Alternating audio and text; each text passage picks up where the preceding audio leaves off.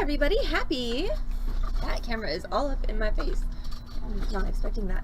Hi everybody, happy Saturday evening live tutorial stream. Sorry I'm a little late. I'm not gonna lie, I took time to make martinis for everyone before I got on stream. Yay! So tonight's project, ooh, that pickle just hit me in like my sinus. Wow. So tonight's project is, hi Lori, Smee, and Silver. So tonight's project is the Upcycled Flatware bracelet, and once again I still haven't fixed my photo situation, so that one is downloaded from the website, which is why it's in soft focus. But this was the tutorial that I was supposed to do. Yeah, I don't like olives, Silver, so I put pickle juice and pickles in my martini instead of olive juice and olives.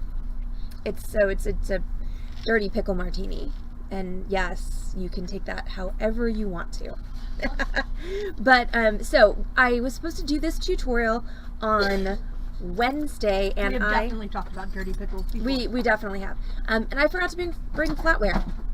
I didn't think it was going to work very well with the plasticware that we have here at work, so I did the loomed gemstone bracelet on Wednesday, and I'm doing upcycle flatware today. Now this is going to be interesting because this class, the flatware one, last time I tried to do this class, I have discovered that it really makes a difference, you know, how thick your flatware is as far as, you know, your ability to bend it. I literally was not able to bend the pieces that I chose for the class last time. So I've got two vintage forks here, and we're going to see who wins tonight, me or the forks. So let's talk tools and supplies for this evening's tutorial. You are going to need two forks or spoons with a pretty pattern on the handle. You are going to need a clasp, and I'm going to use the sterling silver toggle clasp. You're going to need one bead for the middle of your bracelet. So I'm going to use this pretty smoky quartz. You're going to need some jump rings, about 4 of them. You might not use all 4, but sometimes you need to put extra jump rings on the side with the toggle bar in order to get it to close.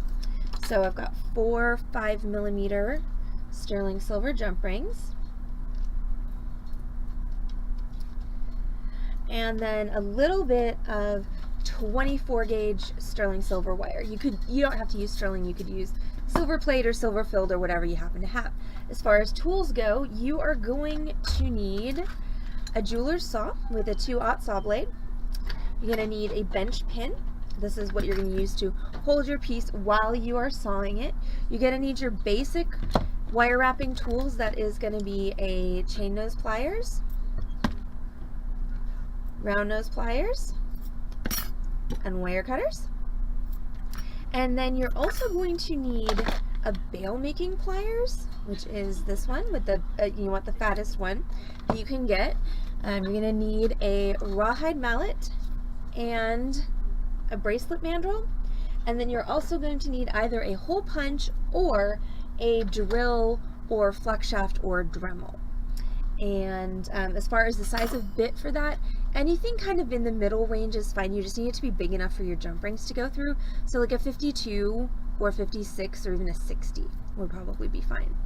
So we're going to start by chopping off our forks. So I'm going to try and make a 7-inch bracelet tonight. So we're going to do a little bit of measuring before we start cutting. I'm sorry, we don't need that there anymore. So I've got my forks, and okay, so I want to make a 7-inch bracelet. So I'm going to actually start by measuring my clasp.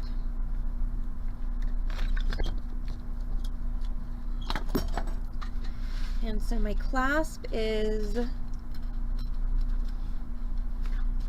alright, so figure once I get all my jump rings and everything on, my clasp is going to be about 1 inch. The center section with the bead is going to be about, I'm going to call it 1/2 inch, so I've got 1.5 inches now from 7, so that's 5.5 inches. Divided by 2 is 2 3/4 inches for each fork section. If anybody didn't follow that math, let me know and I can redo it. If the math is wrong, don't let me know. It's Saturday. I'm just going to go with it. So now, oh, there it is. I'm going to, so what did I say? 2 3/4 inches. So I'm going to take from the end, okay, because we're going to go from this very end, and I'm going to measure. Why did I just call it a forking bracelet? Oh, because that was a missed opportunity. That's why, Dogsy, and thank you for stopping by. Though, to be fair, you can make this bracelet with a fork or a spoon. Just saying. We're not discriminating against spoons here on the Beading Dream stream. Okay, so 2.75 inches from the end. I'm going to measure. I'm going to mark. So there's 2.75 there. And then go ahead and I can just line these up, or I could measure again. Either one's really fine.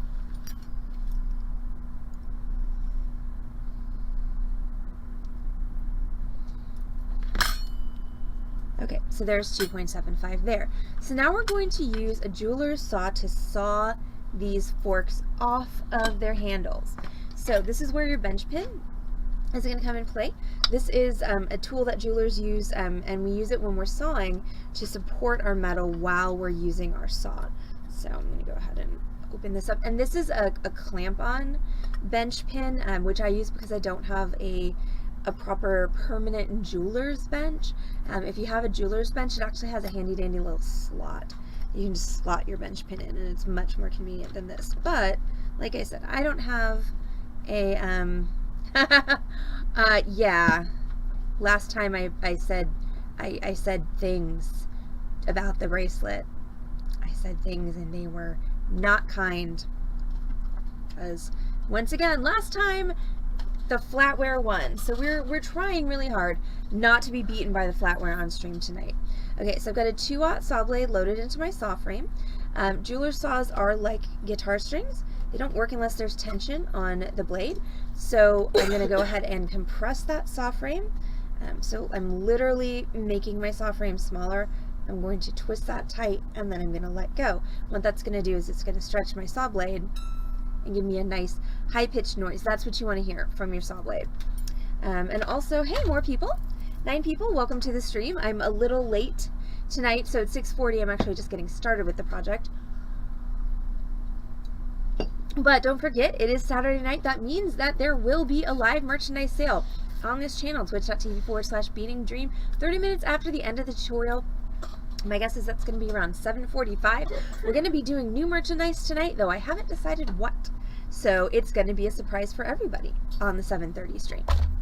All right, so when you are using your jeweler's saw, what you want to do is you want to put your piece on your bench pin, and you want to support it from both sides. Okay, if you're only supporting from one side, it's going to lead to a lot of vibration in your piece. It's going to lead to you breaking a lot more blades than you really need to. That being said, anybody who has ever used a jeweler's saw knows that saw blades break. They just do.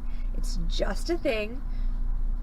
So don't feel too bad about it. But if you're spending more time replacing saw blades than actually working on your projects, possibly something in your technique could be improved, you know, to decrease that ratio.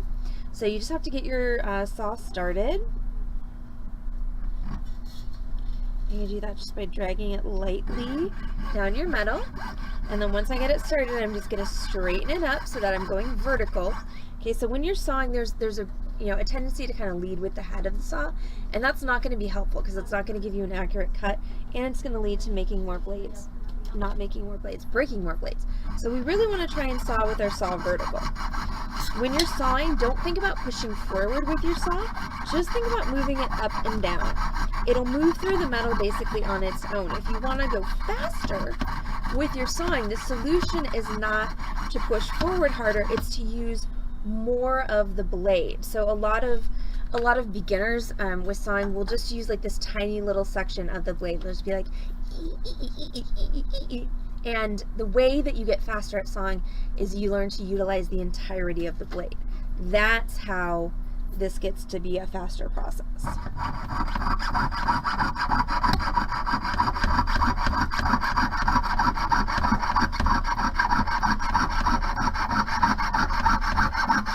Okay, now as you're coming to the end of your cut, be careful. Okay, see how my fingers are in front of my blade? Your blade can jump at the end of your cut, so I'm going to go ahead and change my grip so that my fingers are now behind my blade. fact that I'm like sitting way too close because of the dimensions of my streaming area is not helping me here. Okay, and when you get to the end of the cut, your metal can kind of bend and trap your saw blade. So if that happens, just sort of bend it back and see if you can wiggle your saw blade loose. If you can't, that's okay. What I'm gonna do is so you can see I've sawed 99% through this. So I'm just gonna take it and I'm just gonna pull it off of my saw, and then I'm just gonna snap it. Okay, so I have a little burr here that I need to file off, but that's my cut fork piece. So now we're going to go ahead and do the same thing on the other one.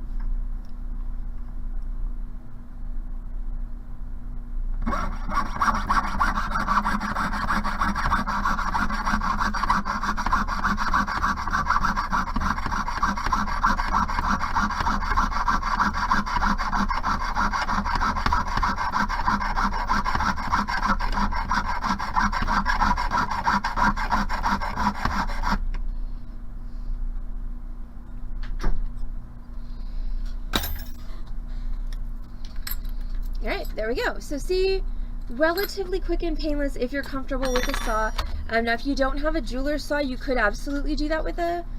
What button did I push? That's like a 3 weeks ago tutorial. If you don't have a jeweler's saw, you could totally do this with a hacksaw.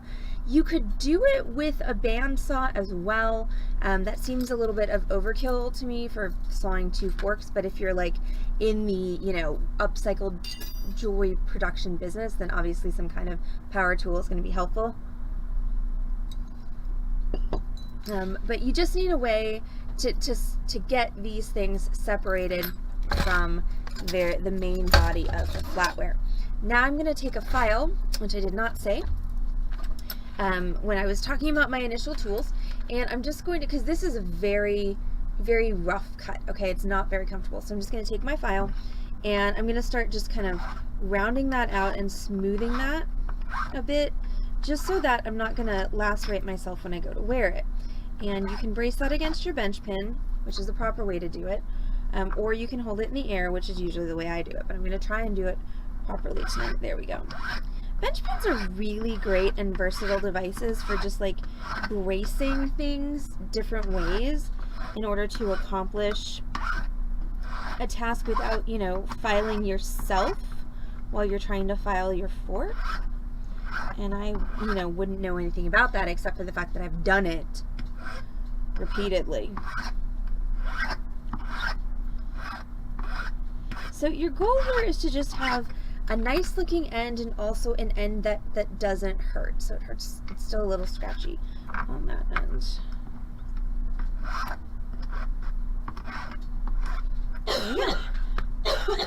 Alright, ta-da!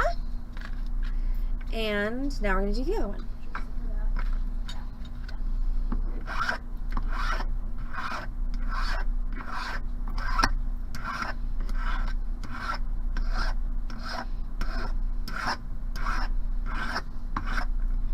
And so what I'm doing to get the other side is I'm just flipping my handle over.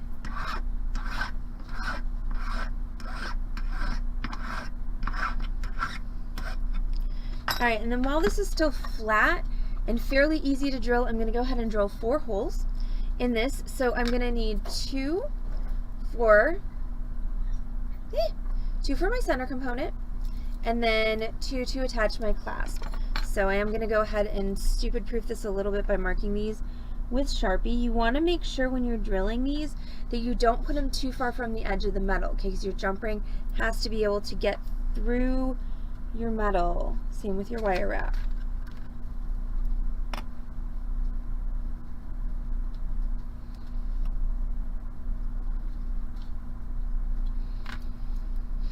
And then it never hurts to check. Make sure they're lined up, which they pretty much are. Okay, so now I'm going to grab my Dremel. And I have, because it's from the other day's tutorial, alright, so I've got a 52 bit in here, which is pretty big, but it should still work. You will find, as your flatware is oftentimes thicker than sometimes the sheet metal that we work with as metalsmiths, that a thicker blade is going to actually be less likely to break. And as any of you who work routinely with drilling things know, one of the most gigantic pains in the ass that can happen is a drill bit breaking off in the hole you're trying to drill, because now you're stuck with how the hell do I get it out.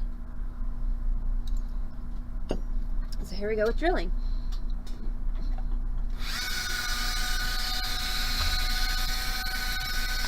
So you want to put it on something that you can drill into. In this case, I'm using my bench block, because when you go through the metal, you're going to go through whatever's behind it.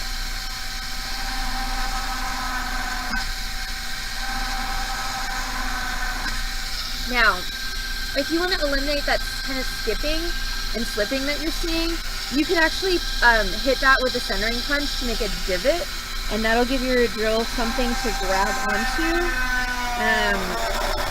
I, being a lazy person, tend to skip that step. So see? So don't do this on your antique dining room table without something underneath it.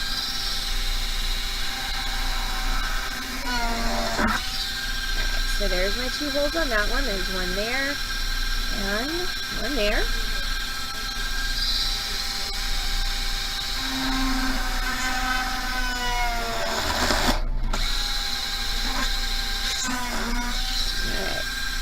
So there's one hole.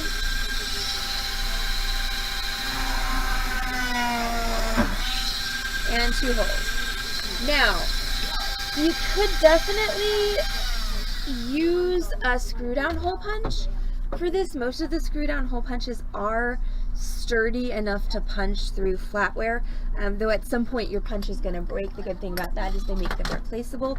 And screw-down metal punches are infinitely easier to transport and move around and take to wherever you happen to be working than drills. Drills are way more versatile, because when you have a screw-down metal punch, you got 2 sizes and only 2 sizes, whereas when you have a drill, you got an infinite number, basically, of sizes of drill bits. So it's just a question of what is going to be best for you and the situation in which you're working.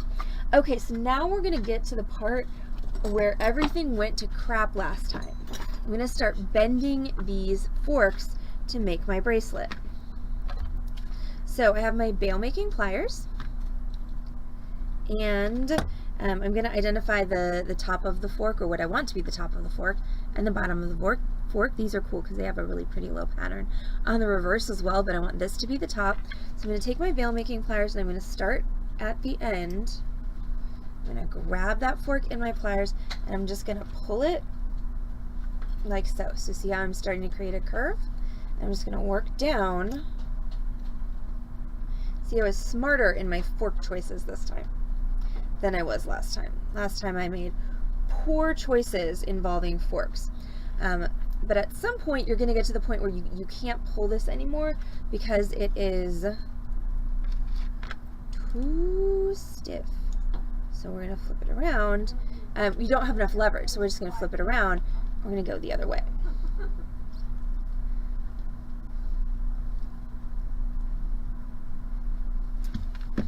Alright, so there we go. That is the preliminary curve of half of our fork bracelet.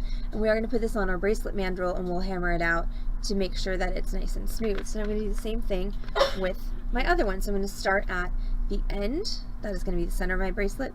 Grab that in my bail making pliers nice and firm. And then again, I'm using the heel of my hand and the leverage that I get by pushing at the end. Anyway, by pushing at the end of this to get this to bend. And once I've got it started, I'm going to move it down a bit. Push again. So I'm really having to push pretty hard on this. And I'm using my fingers to brace against my bail making pliers. At some point, you're not going to have enough leverage to make it go. So I'm going to just flip it around, grab it, and then, okay, really? I'm going to grab it, and then we're going to push. And push a little bit more, push a little bit more. What we're going for is very similar curves here, which we mostly have, except I did a better job bending my first one. Right? That fork still has soap on it. Ugh.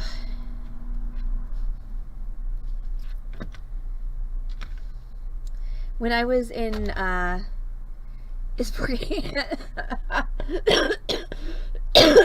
y'all are gonna murder me tonight. Yeah, so when I was in college, I was doing a dance performance and I bit it, completely bit it in the performance, fell on my ass, just it was a point piece, and so I didn't get up on my point. I caught the edge of my shoe and I just completely bit it in front of a whole audience.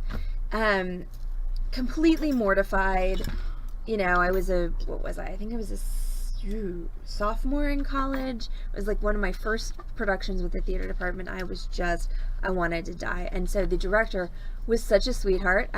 Actually amazing guy. Stuart Ostro, if anybody's familiar with Broadway, he did a musical theater workshop at the school where I went to college. But the next day we had a brush up rehearsal before our next show, and he went out and he came up to me, he's like, just so you know, I took all the banana peels off the stage this time, which I thought was really sweet. Okay, so now I've bent these, so now I'm going to grab my bracelet mandrel and I'm just going to put them on my mandrel and just fit them as well as I can, like so, and then I'm going to take my rawhide and just give them a little tap out. Don't hit your fingers, I promise. Even with the rawhide, it freaking hurts. Okay, so see, now that's a much nicer curve than it was just a second ago. So I'm going to do the same thing with this one. Just put it on the end of your mandrel and just tap it with your rawhide. So what the rawhide mallet does is it allows you to use percussive force to shape your piece without actually... Be right back. Oh no. You alright?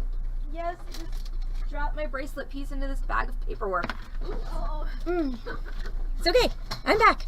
You find him. Okay, so now it just allows me to use, the rawhide allows you to use percussive force to shape something without actually adding texture to it. Because we don't want to add texture unless it's deliberate, in theory. Okay, so I won. The flatware did not win. Now all we have to do is put this thing together. So I'm going to grab my, because why not, Sylvan had a really great question, why not just use the mandrel instead of both tools? It is, for me, difficult to both hold and hammer the piece on the mandrel when it's straight. So giving it a curve beforehand makes it a lot easier for me to then just use the mandrel to refine that curve. Because also remember, when we're dealing with wire and we're dealing with metals in general, they have to be bent past the point where you want them and then they'll spring back. But if you're hammering them on a mandrel, there's no bending past, but you can do that with those pliers. Okay, so now we're going to put this together, which means I need my basic wire wrapping tools, round nose, chain nose cutters, and I'm going to go ahead and cut myself about 4 inches, 3 inches would probably suffice, of my 24 gauge wire. Okay, so basic wire wrap loop, as everyone who's a regular on the stream knows, it's one of my favorite techniques. It's one of the things that I use without fail every single day of my career, and in my opinion, it's one of the most useful things that you can learn. It starts with your round nose pliers. You're going to go ahead and take your round nose pliers and you're going to grab about 1 inch from the end of your wire. Now, your loop has to go through there, so you don't want to make it super tiny. I'm going to go right about the middle of my pliers, and then I'm going to push my wire away from me to make a 90-degree angle. Loosen my pliers, rotate them up 1/8 of a turn, grab again, pull my wire back up over the top of my pliers and down. Again, loosen, rotate, grab, and then underneath, and this makes our lady with a scarf. I'm going to take our lady with a scarf and we are going to thread it onto this piece of silver. Now you've got to kind of lever that open a little bit to get your silver to go through, but what you want is you want your silver piece to be completely within that loop. Now I'm going to switch to my chain nose pliers. Those are the flat ones. I'm going to hold across that loop and I'm going to wrap my short wire around my long wire about 2.5 or 3 times. You want to go for tight wraps, and so wraps that are close to your core wire and wraps that are close to each other. I'm sorry, my camera's kind of zoomed out because of all the sawing stuff, so you're not going to be able to see that super clearly, but I promise we have lots of other tutorials on wire wrapping out there on the interwebs. I'm going to trim my wire off, and I'm going to press that down, a little end, so it doesn't stab me. Now I'm going to go ahead and grab my bead, and I'm going to thread that onto my wire. And then I'm going to do the same thing. I'm going to do another basic wire wrap loop. So I'm going to take my pliers and place them so they're touching the top of my bead. And again, we're going to go away, rotate, back up over the top, rotate underneath, lady with a scarf. Now we're going to grab our other piece and we're going to go ahead and thread this on.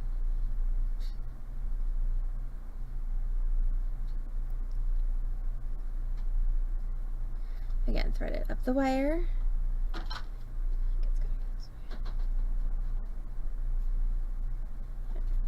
And I have to do this, I think, okay, I might be doing this wrong, but I think I have to do it upside down, because when I do this in just a second, pop that into the loop. There we go. It's going to flip over. So that's the center of my bracelet.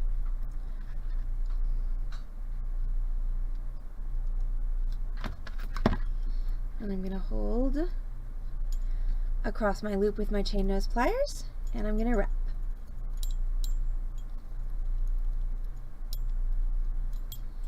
Like so. Trim your end off, tuck it in.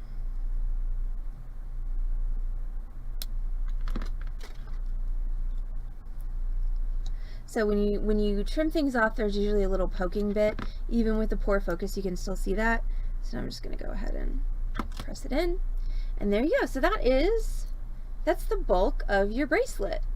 And now we're just going to add the clasp to the back side. That actually fits really nicely. I like that fork.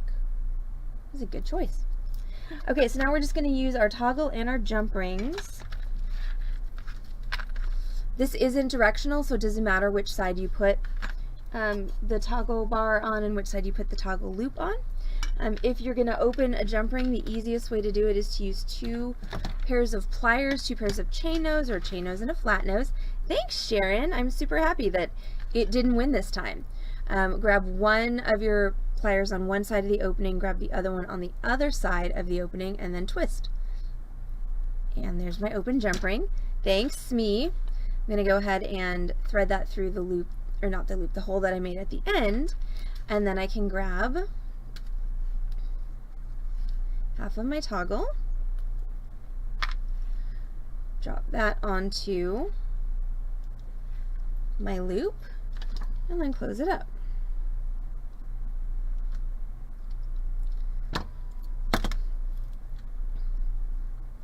Now on this side is where I may have to use 2 jump rings to attach my toggle bar. So we're gonna see if it works. You know, I think I'm just gonna do 2 right away. I don't think it's gonna work with 1.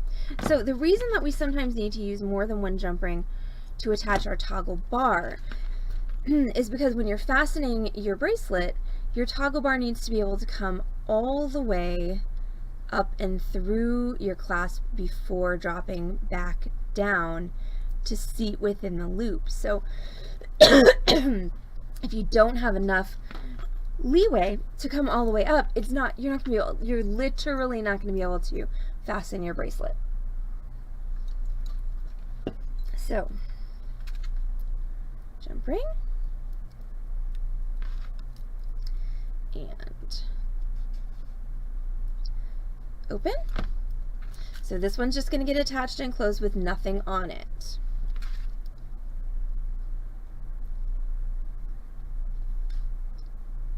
And then my second jump ring is going to get opened. Which, by the way, did y'all see my little baddie ring that I made the other day is finished and tumbled and very cute. He's for sale, by the way, if anybody needs a batter ring. Alright, so now I've linked this jump ring to that jump ring. I'm going to put my toggle bar on. There's a chance that I may need to add a 3rd one. Thank you, Silvern. I was pretty happy about how it turned out. So we're just going to see if this clasp works. Can this toggle bar come up and through And the answer is, I think so. Let's try this one more time. Can you go up and through? Yep. Ta-da. It works. All right, so that's it. I won. I did the project. Yes. And I did it in like half an hour, so even better. So yeah, that's our upcycled flatware camera. Focus on the project, please. Upcycled flatware bracelet. Thank y'all so much for hanging out with us on the Beading Dreams live tutorial stream this Saturday evening to see me finally have victory above the flatware. So yeah, I really appreciate everyone who hung out, watched me do that. Hopefully this will help you with upcycling some flatware of your own. So I will say once again, the thickness of your flatware makes a huge difference, and then also what the material is. So silver plated copper and aluminum are going to be your easiest to bend. Solid sterling silver is actually going to be more difficult. The plus there is you can anneal solid sterling silver, but I've definitely had way more luck with plated copper than sterling. So don't forget, we're going to be back on this channel, twitch.tv/Beading Dream, in just about 30 minutes, so probably between 7:30 and 7:45, with a live merchandise sale featuring I have no idea what, because I'm about to go pick it out. But it's going to be fun. I know a lot of people have discounts from the speed challenge last night, so I'll find some fun things for you to use your discounts on, and at some point I'll figure out something cool to do with these poor decapitated forky bits as well, aside from just poking people who piss me off. So thank you all so much for hanging out. Don't forget to come back in half an hour for the sale if you're going to be on the sale. We're going to look forward to seeing you. Don't forget to get a snack and get a cocktail, possibly a martini with or without pickles, your choice. Get something to hydrate and get comfy, get cozy, get ready for some bead retail therapy in the comfort of your living room, office, or from wherever you are watching the Beading Dream stream. So thanks so much, everyone, and we'll see y'all back on this channel, twitch.tv/Beading Dream in 30. Thanks.